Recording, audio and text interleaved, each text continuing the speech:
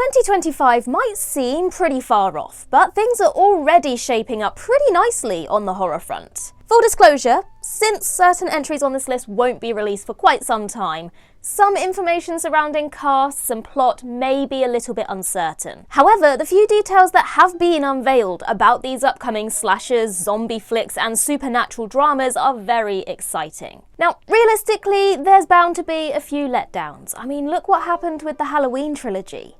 But it's hard not to get excited by these horror projects, especially when it's an original story by a vouched director, or a long-awaited remake, or a creative spin on a beloved property. Though patience is a virtue, 2025 can't get here soon enough. I'm Ellie for What Culture, and these are the 20 most anticipated horror movies of 2025. Number 20, Ombis 2 Alien Awakening. Ombis Alien Invasion, also known as Not Human, came across as the sci-fi horror equivalent of The Room. With its incomplete special effects, amateur lighting and embarrassing acting, this clunker makes the Asylum films look, well, not good, but watchable, and could easily be mistaken as a spoof, if not for the fact that all the work of the director Adam R. Steigert is equally not great. However, there's no denying that Ombis is entertaining. Every aspect of the film, from the nonsensical plot to the ridiculous delivery of lines, highlights why this gem falls into the so bad it's good category. And since the self-proclaimed visionary director is returning for a sequel, Ombis 2 could be 2025's funniest movie. Although perhaps not intentionally. Number 19, Iron Lung. Adapted from the 2022 video game of the same name, Iron Lung follows a submarine pilot who traverses through an ocean of blood while marooned on an alien world. This sci-fi horror will be a first for YouTuber Mark Fishbark, aka Markiplier, since Iron Lung will be their directorial debut. Despite his lack of filmmaking experience though, the Let's Play streamer is taking things extremely seriously, financing the entire production by himself. Based on the captivating teaser, Fishbark has nailed the source material's aesthetic and nerve-shredding atmosphere, which is an astounding feat considering no studio is backing it. Since the creator of Iron Lung himself helped with the script and pre-production, this adaptation shouldn't just capture the game's look, but its essence, and gorehounds will be happy to hear that this spacefaring flick will contain more fake blood than any film in history. And considering that 2013's Evil Dead had 50,000 gallons of the red stuff, that's a bold statement to make. Though filming has been completed, Iron Lung was delayed by the SAG-AFTRA strike, which means that Markiplier's loyal fanbase will have to be patient before they can check out this little gem. Number 18, Five Nights at Freddy's 2. After spending an eternity in development hell, the film adaptation of Five Nights at Freddy's was released in 2023. Critics may not have been impressed, but this jump scare-a-thon scooped up almost $300 million, making it 2023's most successful horror by a mile. For this reason, it was no surprise to hear that Five Nights 2 is in the works, with Josh Hutcherson and Matthew Lillard set to reprise their roles. The plot is unconfirmed, but the first film's end credits dropped a major clue of what the future might bring. So in the last few seconds, a distorted voice spells out the words, "Come find me." This references a specific mini-game in Five Nights at Freddy's 2, suggesting that the next movie will adapt the first gaming sequel. On top of that, the My Grandfather Clock melody plays while the credits come to a close, which is the theme song for a major antagonist in Five Nights at Freddy's 2 called the Puppet. But that's just the tip of the iceberg, as the property's lore is so dense, there are plenty more creepy elements the follow-up could explore.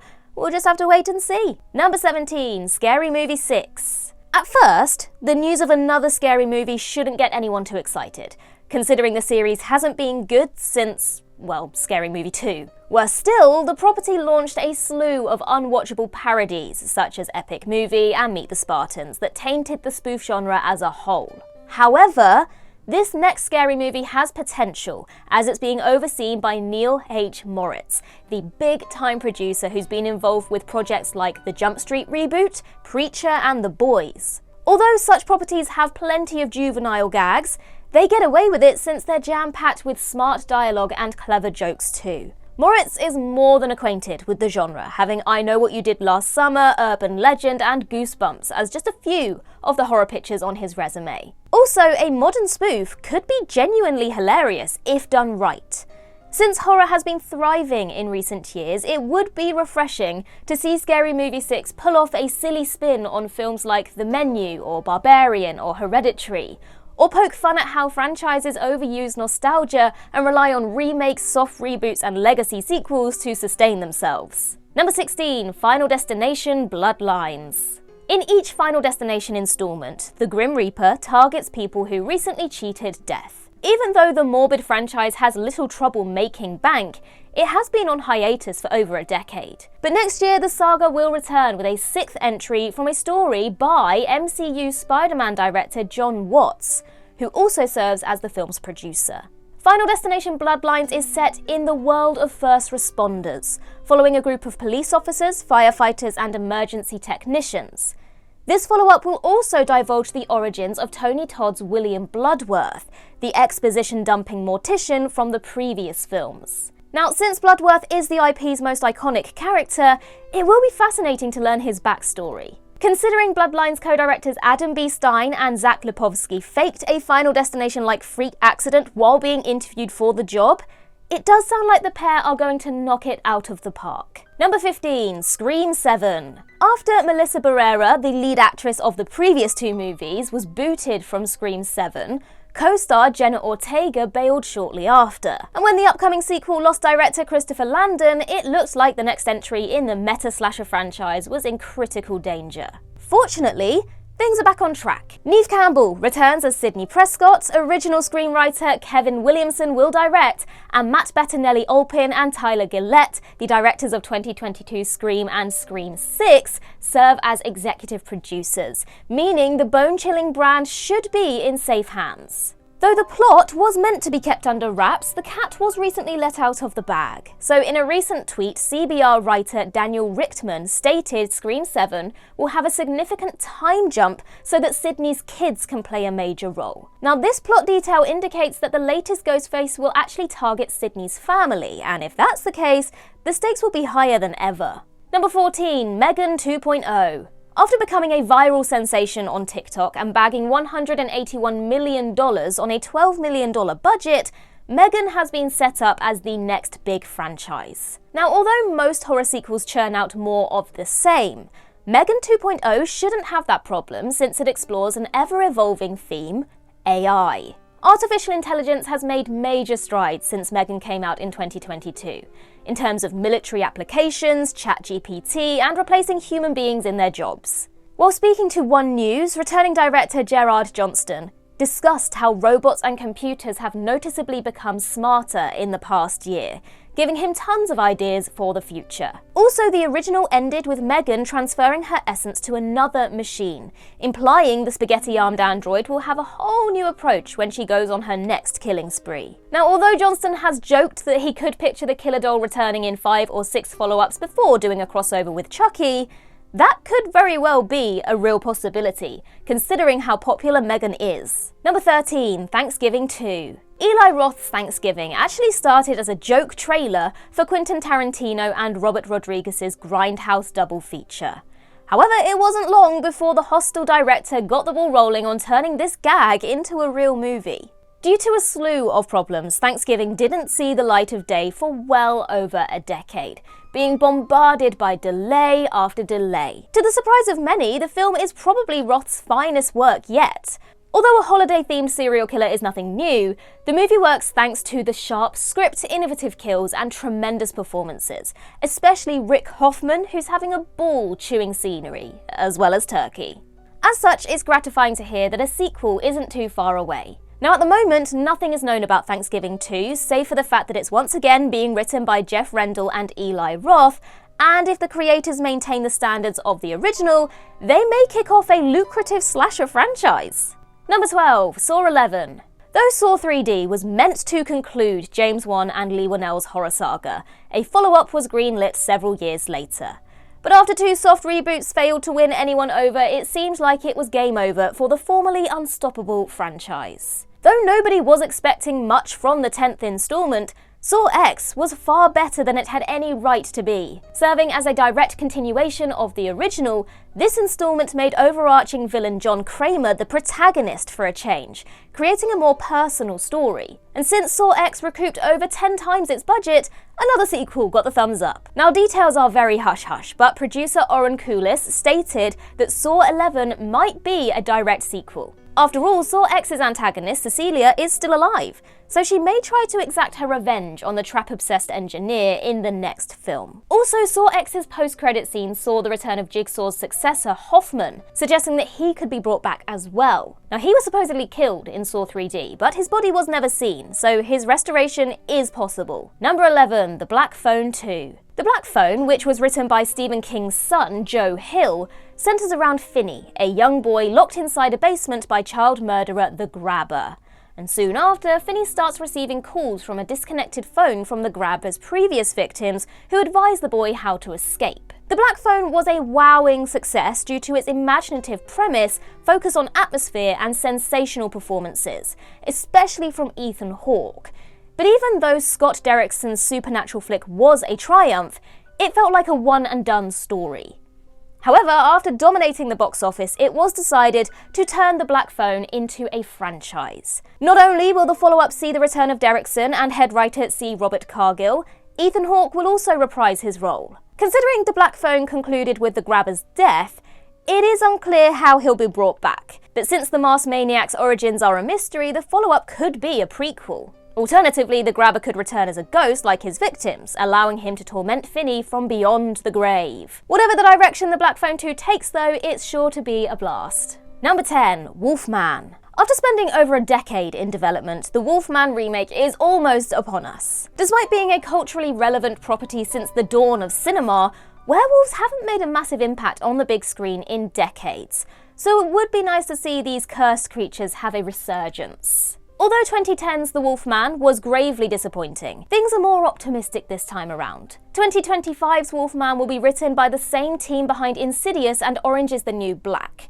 But more importantly, Wolfman will be directed by Leigh Whannell, who has showcased his writing and filmmaking talents on Insidious, Saw and Upgrade. Since his Invisible Man remake was so well received, there is no question that Whannell is more than qualified to take charge of the latest Universal monster project. An American Werewolf in London may be the gold standards of werewolf flicks, and here's hoping that Whannell's version will likewise be something very special. Number 9, Screamboat. Almost immediately after Mickey Mouse entered the public domain, a horror feature surrounding Walt Disney's creation got the green light. Stephen LaMorte's Screamboat is a very, very loose adaptation of Steamboat Willie, the first official short that Mickey Mouse starred in. Rather than taking part in a cheerful adventure, the ruthless rodent will wreak havoc on a ferry to New York City, compelling a group of tourists to band together to stop him. Now, even though Screamboat sounds like a joke, Stephen LaMorte has put together a solid team to bring the project to fruition,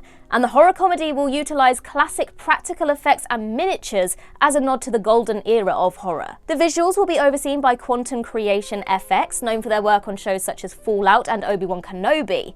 And best of all, the malevolent mouse will be played by David Howard Thornton, infamous for playing Art the Clown in Terrifier. If Screamboat makes a killing at the box office, I wouldn't be surprised if Mickey's friends get the same treatment in the foreseeable future. Number 8, Edington. Ari Aster's Hereditary, Midsommar and Beau is Afraid have one major thing in common. They were among the most talked about horror movies of their respective year. As a result, things are already promising for his latest work, which is a contemporary western called Edington. The impending film centers around a couple, Lindsay and Mark, driving through New Mexico when they run out of gas. Looking for assistance in a nearby town, the two are welcomed by the friendly residents. But over time, Lindsay and Mark realize that their lives are in danger. Interestingly, Edington was intended to be Ari Aster's first film before he ultimately settled on Hereditary. But after the COVID-19 outbreak, the horror auteur was inspired to give Edington another shot, believing that the story would work better if it took place during the pandemic. The cast will be headlined by some real raw talent, including Austin Butler, Emma Stone, Pedro Pascal, and Joaquin Phoenix, who previously collaborated with the director on Beau is Afraid. Although little else has been given away, it can be assumed by Astor's track record that Edington will contain 1 or 2 images that will haunt audiences indefinitely. Number 7. Jordan Peele's Untitled movie. Even though Jordan Peele only has 3 directorial film credits to his name, the innovation behind Get Out, Us, and Nope prove the Keanu star has a gift for psychological horror. Due to his repertoire, it's a big deal every time the Key & Peele comedian throws his hat into any project. And for this reason, the horror community is buzzing like crazy over his latest movie. Initially set to release at Christmas 2024, Peele's Untitled film was delayed to next year due to the SAG-AFTRA strike. Although Peele kept details surrounding Nope tight to his chest, this forthcoming film is even more secretive. No cast reveal, no information involving the plot. As of now, it doesn't even have a title. But according to the director, this cryptic feature, quote, could be my favourite movie if I make it right. Number 6. Untitled Evil Dead spin-off. Even though it seemed impossible to capture the demonic magic of the original Evil Dead trilogy, Evil Dead Rise came pretty damn close. Lee Cronin's reboot was a roaring success thanks to its sharp editing, inventive gore, and astounding practical effects. Also, it made an entire generation terrified of cheese graters forevermore. Rise did so well that the original director and star, Sam Raimi and Bruce Campbell, got together to plan the franchise's future. After much deliberation, infested director Sebastian Vanecek was chosen to direct the next installment, which will be a spin-off rather than a direct sequel. But don't worry, sequels are on the way too. In an interview with comicbook.com, Campbell stated, quote, "We're going to try and do them more like every 2 or 3 years rather than every 10 years. It's also the first time Sam is working with his brother to create an overall Bible that will give future writers and directors an idea of where this thing should go next to potentially tie in some of these stories." Based on Campbell's interview, the spin-off is merely the beginning of what's to come. In fact, Sam Raimi personally selected Francis Gallupi to write and direct another Evil Dead film in the near future. Although the release dates of Evil Dead films have always been far and between, it looks like we'll have a whole gaggle of Deadite features soon enough. Number 5. Badlands. Although the Predator sequels and crossovers had some bright spots, there hasn't been a great installment since the one that started it all. So when Dan Trachtenberg announced a prequel, Prey, that centered around an 18th century Native American warrior, skepticism was high. But against all odds, Prey was a clever, creative, and well-directed blockbuster that managed to reinvigorate interest in the flagging franchise. Not since the release of the original has there been this much excitement for another Predator film. But the big question is whether the follow-up will be a direct continuation of Prey or a separate story. To which Trachtenberg answered with, why not both? Not only will Amber Midthunder reprise the role of Naru in Prey 2, but the 10 Cloverfield Lane director will make a separate entry surrounding the alien hunter called Badlands. Apart from Elle Fanning's casting, nothing is known about the project's story or time period. Even though the details are vague, fans should be elated at the prospect of seeing the dreadlocked extraterrestrial not once, but twice in the near future. Number 4. Talk to Me. The Filippo brothers, Danny and Michael, absolutely crushed it with their directorial debut, Talk to Me. Centered around an embalmed hand that connects the holder to the spirit world, the spooky thriller initially sounds like a schlocky B-movie, but due to the phenomenal performances, masterful editing, and chilling imagery, Talk to Me was arguably 2022's best horror film. Even though the paranormal nail-biter told a self-contained story, it was too good to leave alone, especially after raking in nearly 20 times its budget. And as such, it wasn't much of a surprise when the brothers announced a sequel, perfectly titled Talk to Me, with the number 2. You get it? The co-directors confirmed that they are working with returning writers Bill and Danny Hinsman and have already begun formulating sequences for the follow-up. As a bonus, a prequel sequence based on Duckett from the previous movie has already been shot. Although the installment may not be feature-length, it will be released in some capacity in the future, which is very exciting. Number 3. Mike Flanagan's Untitled Exorcist film. Despite a promising start, David Gordon Green dropped the ball with his Halloween trilogy. As a result, having the same director command a trilogy surrounding The Exorcist was astoundingly risky, especially after Universal spent $400 million for the rights. And when Exorcist Believer was obliterated by critics, it was wisely agreed to reboot the series again. Although this immense failure could have stigmatized this once proud IP, there is still hope. In May 2024, Mike Flanagan officially announced that he'll be taking the reins of the next Exorcist film. With over a dozen supernatural projects under his belt over the past decade, Flanagan may be the most consistent horror director in the business. Playing devil's advocate, which is fitting considering the movie's subject matter, it seems impossible for any adaptation to match William Friedkin's The Exorcist. After all, it's considered the greatest of all time within the genre. But as the esteemed filmmaker has already proven with his shining sequel, Dr. Sleep, he is quite capable at making a fantastic follow-up to a classic IP without undermining the original. If anyone can do The Exorcist justice, it's Mike Flanagan. Number 2, They Follow. David Robert Mitchell's It Follows revolves around a young woman, Jay, who finds herself hunted by a murderous entity called the It. Since the It can take any form, Jay is paranoid about anyone approaching her, leaving her in a constant state of terror. At first, the paranormal thriller sounded like a loose rip-off of The Ring, and didn't generate much hype. However, It Follows was a box office hit and quickly spawned a cult following. Although a sequel was expected to be released soon after, the potential franchise surprisingly went dormant. Until now, that is.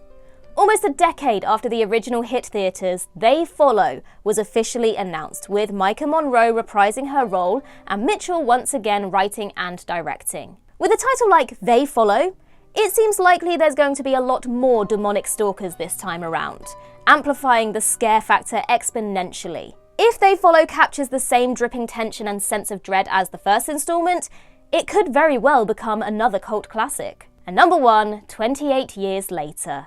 20th of June 2025.